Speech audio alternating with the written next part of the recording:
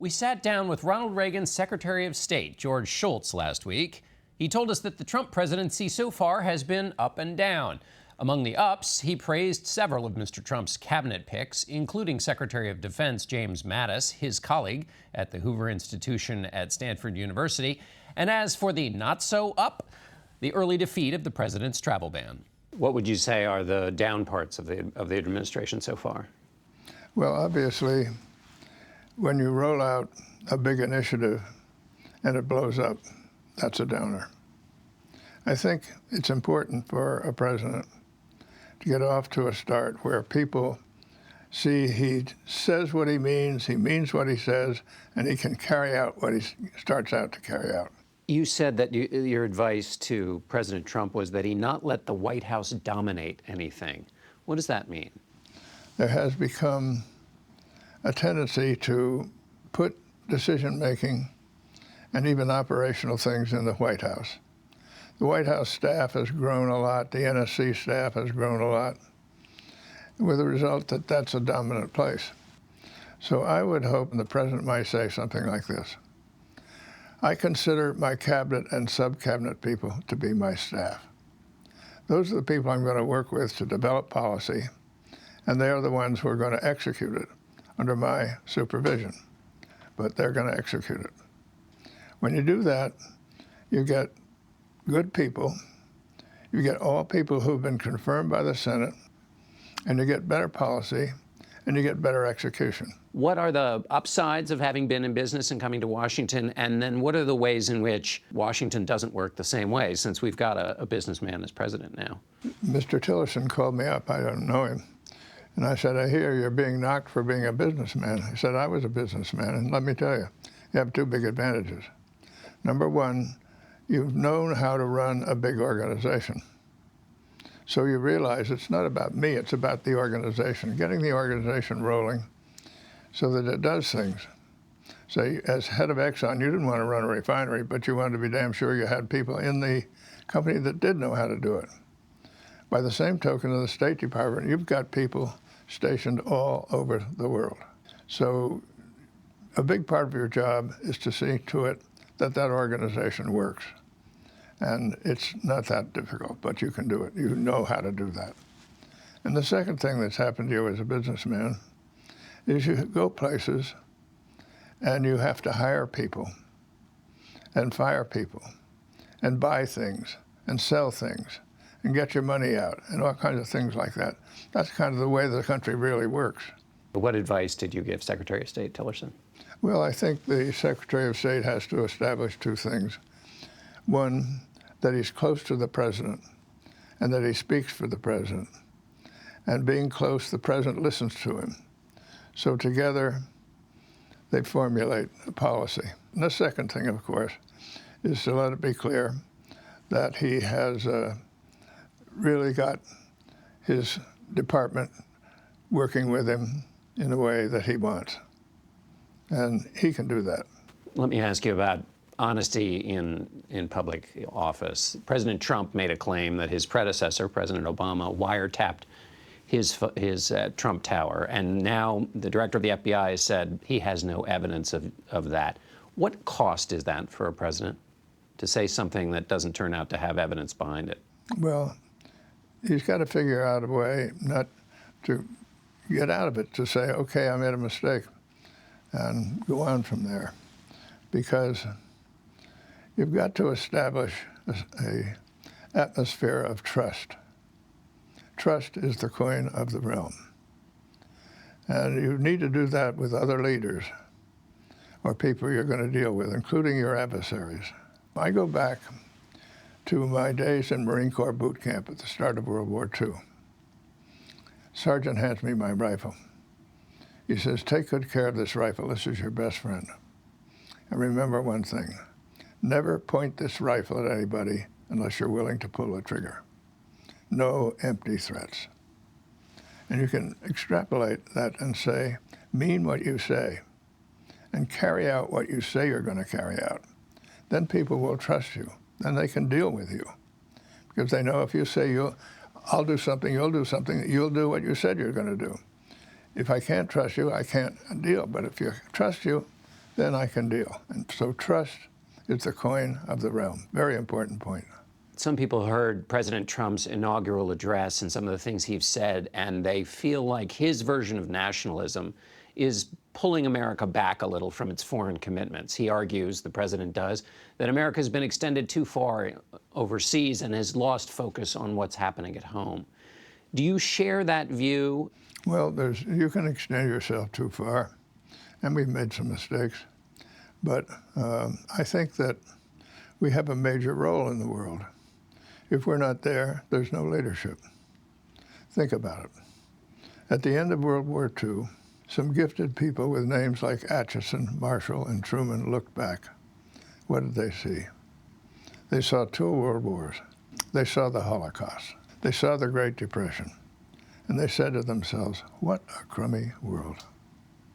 And we're part of it, whether we like it or not. Then comes the Cold War. The doctrine of containment comes forward. NATO comes forward. This is all U.S. leadership, but not domination. And by the time the Cold War was over, I think you could say there was in the world a security and economic commons from which everybody benefited. Unfortunately, that has fallen apart, in part because we have withdrawn. Russia can't take our place. China can't take our place. Only the United States can do it, and it doesn't mean you go around telling people what to do. I think to some extent our Afghanistan and Iraqi experience should teach us something about that. But you go around the world trying to make life better, because a healthy world is to our advantage. What do America's allies need to hear right now? Well, they need to hear that we're in the alliance, full bore. And they've been hearing that, I think. Last question. You wrote a book, I believe it was called Things on My Mind. Learning from experience. What else is on your mind these days? Well, I have 5 great-grandchildren, and I watch them. They don't walk anywhere, they run. They're curious about everything, and they're so much fun. There's so much life in them. And I look at them and I say to myself, what kind of a world are they going to inherit? And is there anything I can do that will make it a little better? So that's my main motivating spirit. That's great. Mr. Secretary, thanks for being with us. And we'll be right back with our political panel.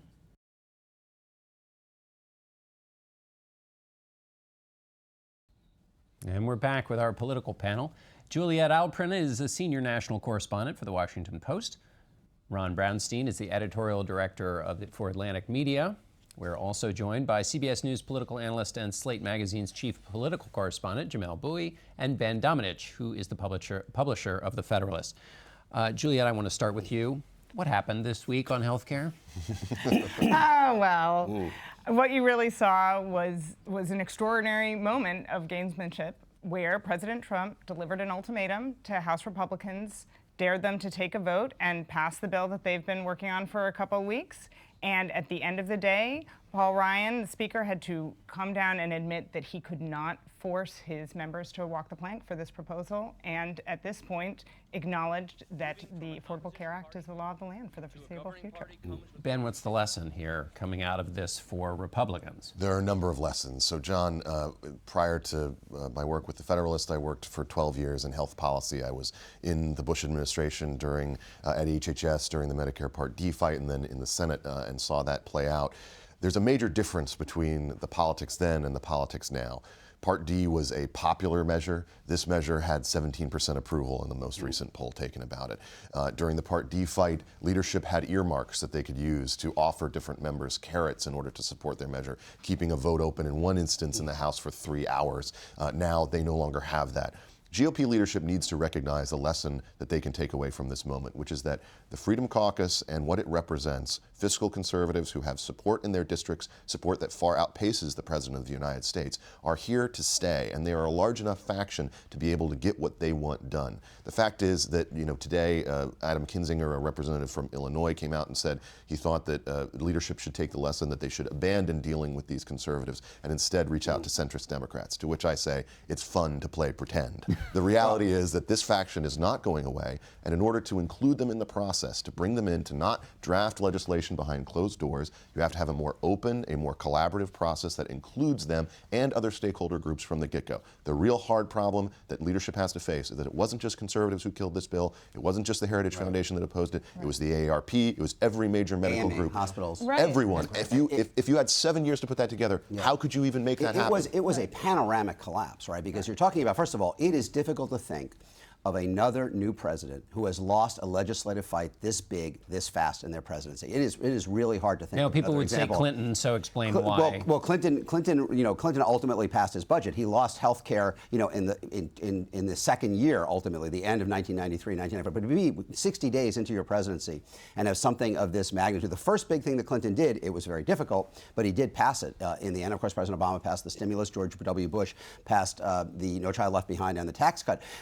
But I think what's really important here is Ben's point, that it was not just the conservatives in the end who bolted. In fact, as Tom Cotton noted to you, that in most of the whip counts, there were more people outside of the Freedom Caucus who opposed the bill than those who were inside. And to me, there was one of the big lessons here, beside all the tactical problems, and I think we should go back at the question of whether it's possible to work with Democrats, because the decision not to, in effect, gave a veto to each faction in the Republican Party. But bigger than any of that, facts on the ground matter. Right. Obamacare provided coverage for 20 million people, and the fundamental debate, the division in the Republican Party was conservatives who wanted to take it away from more faster, who would not have created anything like that entitlement, and then those both moderate centrists and even some conservatives who said, I have hundreds of thousands of people in my state or my district who've gained coverage, and we cannot simply pull the rug out from under them. I think you can't underestimate what the effect of Democratic mobilization on the ground had on more moderate Republicans, more vulnerable members who were seeing angry people at their town halls, who were seeing mass protests,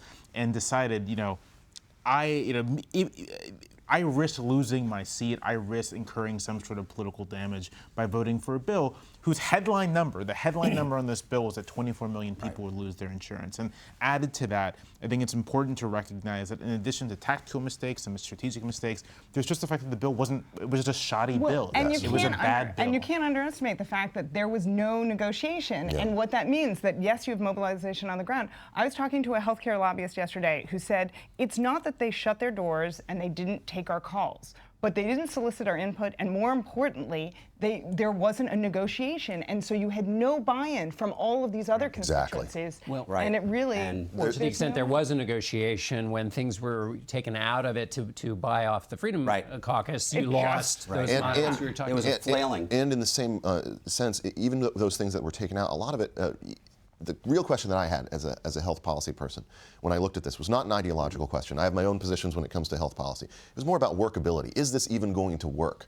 And I think in this sense, you were asking, this past week, for all these members of Congress to come out and vote for something that they didn't have a final CBO score for, that they really didn't know how it would apply to their districts. And you can look at the Senate schedule going forward. They're going to do Montenegro next, and they're going to do Gorsuch, and then there's going to be a recess, and then they're going to do a CR. And all of those things mean House members will be flailing for 5 weeks defending a bill that they didn't even fully understand. And we talked about this before, what I wrote, the Trump Care Conundrum in January. I mean, the core problem here is the basic solution on the private market side. Leave aside the fact that half the people who gained coverage under Obamacare were under the expansion of Medicaid, which is a really separate issue that Republicans wanted to repeal. But on the private market side, the core solution that Republicans have was to deregulate insurance in a variety of different ways, and the individual mandate, ultimately, and the essential health benefits. And what that does over and over again is advantage younger, healthier, and raise costs and diminish access for people, older people with larger health needs. And that is their coalition at this point. The reality is 60% of House Republicans are in districts that are older than the national average, and a majority of Donald Trump's votes came from whites over 45. CBO said people in their 50s would have a 25% premium increase and would suffer much of the coverage loss. They were colliding with their new coalition. You remember in healthcare in the 90s, they twice passed a block grant for Medicaid under Bill Clinton without fuss or muss among Republicans. Now it's a lot of their voters who get hit by that. And the president said he would never support a bill that hurt his own voters. But then in the horse trading that was going on, there seemed to be nothing. It was a little bit on the tax credit for older people, but nothing that would get to the problems that you identified. Juliet, let me ask you about the president as a marketer. We know what the president looks like when he has got something on his mind. It is a constant conversation. Measure Donald Trump at 100% to the President Donald Trump, who worked on this bill. Right. I mean, this was really a different person in some ways, partially because he had deep ambivalence about this legislation. He kept asking his own advisors whether this was a good bill, and part of it was this was not his comfort zone. This is not an area which he prioritized in his own campaign, aside from saying that he wanted to reverse it. And so he did, they can trot out that he talked on the phone or in person to 120 members, but he basically was just making these incredibly broad arguments of you need to vote for this and we're telling you to vote for it. And as a result, you didn't have the public communication or even kind of the detailed private communication that's what you need to bring it across the In order to be an effective advocate, a president actually has to know something about the policies in question. And Donald Trump hasn't shown that he has that knowledge. And so it makes it difficult for him to advocate in public, to advocate to members. And it means that in these negotiations and horse trading, and we've seen reporting to say exactly this, he doesn't really have anything to say or add. But the fact is that Paul Ryan has been working on this for 7 years. He was working on it when Donald Trump was still a reality star. He should have expected better. I'm going to take a quick break there. I want to get back to this very dynamic between the president and Paul Ryan. It's going to matter going forward. So let's take a short break, and we'll be right back. Stay with us.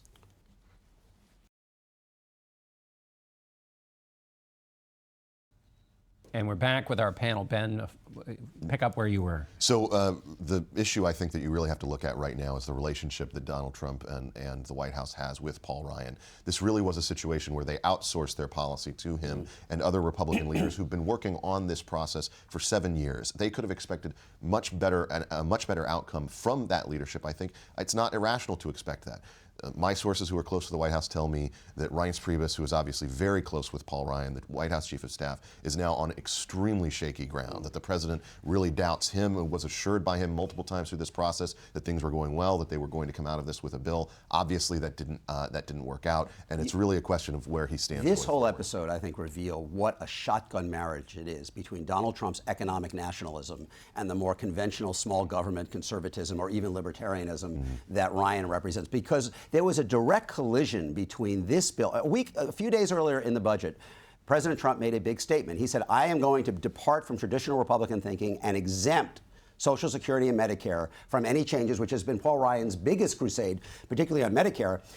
And because those are my voters, because a majority of my votes came from whites over 45, and we have a lot of lower middle income, older, predominantly white voters who now depend on those programs, and I'm going to deviate or redirect Republican ideology. Then you come back a few days later with a bill that hammers those very same voters, that is driven by Ryan. And it is a reminder that in a variety of ways, you're going to see, I think, a consistent collision between the economic nationalism that Trump is embracing, which in many cases, in most countries around the world, includes a pretty big government component, and the traditional Republican drive to shrink government over all other goals. I think there's an important point about process to make here, though. It is true that Paul Ryan and House leadership should have had a better sense of how to go forward because they've been working on this for 7 years. But we're also living in an age where the presidency is pretty involved in policy matters. And a White House has to have policy expertise. It has to have some sort of knowledge and know-how about how to get these things done. And the fact of the matter is that not only does the Trump White House not have these things, it has a lot of people new, not just to national politics or government, but new to just policymaking, period. But Donald Trump himself, if you look at his career as a businessman, what he is skilled at is branding.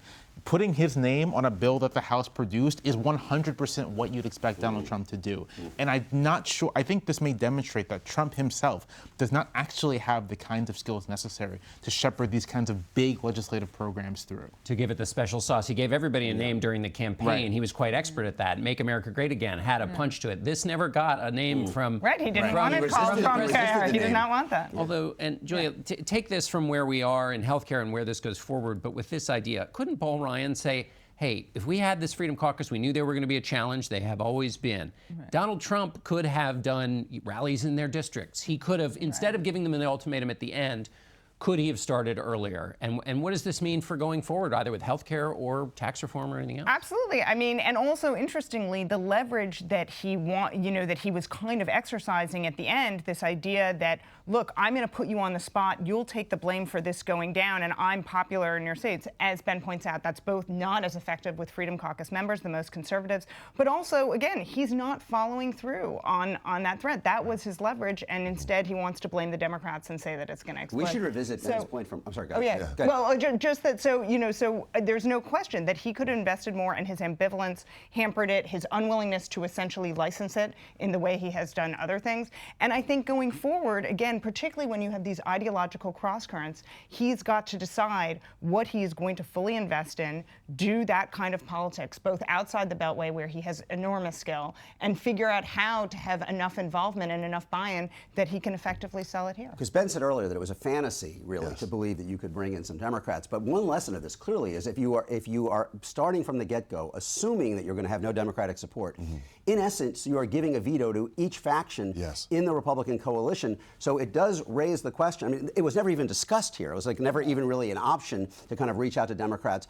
But going forward on tax reform in particular, where you have this enormous divide again over this idea of the import adjustment fee, and Tom Cotton, who you had earlier, he can't be senator from Arkansas with Walmart to be against, a foreign import. That's an idea that just seems like a non-starter in the Senate. They are going to be in the same position structurally where each side of the party can veto this unless they can find a way to bring in some Democrats. Which is why I think you have to have a more open process that brings people in beforehand, that doesn't just try to legislate from on high. The fact is that when you've heard leadership in both houses of Congress complain about this new brand of conservatism over the past several years, but these people are not going away. This is the way things are now, and you have to recognize that. And it's clear now after this experience, Donald Trump is not going to solve that for you. The people who would be challenging these Freedom Caucus members in their districts would be challenging them from the right, not from the center. And that's a reality that you have to come to grips with. You can't just keep playing pretend. But a more open process only with Republicans? I think it has to include other people as well. It has to include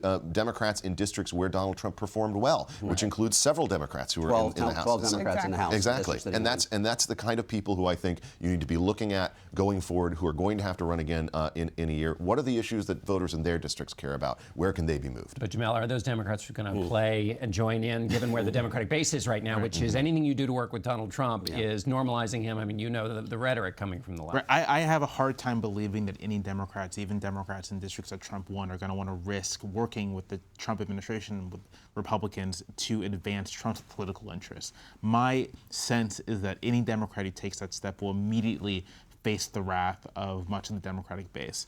And so in this case, I do think an open process is just going to have to be among Republicans. And again, I am not sure that the Trump White House is really ready to make these kinds of adjustments. I mean, they want to go from an issue that involves a sixth of the economy to an issue that involves the entire economy. And they want to do so quickly. And I'm really skeptical that they'll be able to make the kinds of on-the-ground changes they need to make that successful. All right, we're going to have to leave it there. Thanks all of you for being with us. Thank you, all of you out there, for watching us, and we'll be right back.